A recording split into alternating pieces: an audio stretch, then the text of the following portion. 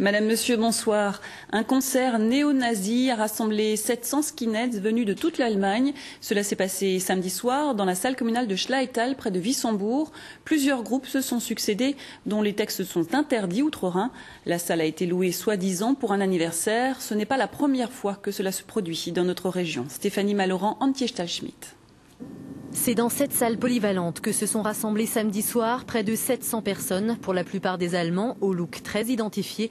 Un habitant de Schleital a pu observer de loin le déroulement de la soirée. Ils sont venus d'un coup.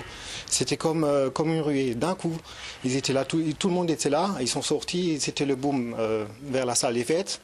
Mais c'était pas une soirée ordinaire. C'était une soirée vraiment drôle, drôle de musique.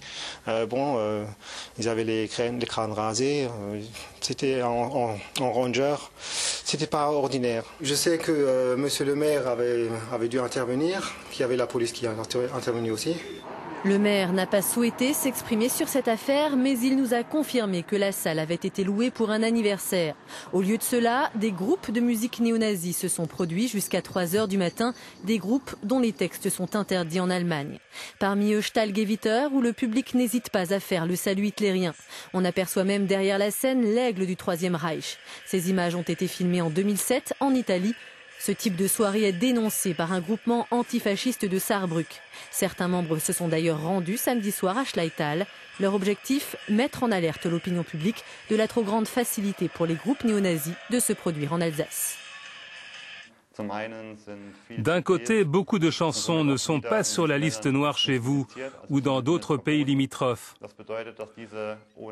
Ça veut dire qu'on peut les jouer sur scène, car ici, ça n'est pas répréhensible. Et par ailleurs, ces CD peuvent être vendus sans qu'il y ait de poursuite en cas d'intervention policière.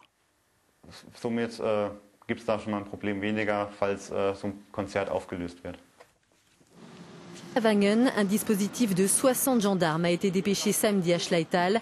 Les autorités françaises ont été prévenues par la police allemande, alertées par les nombreuses voitures qui passaient la frontière.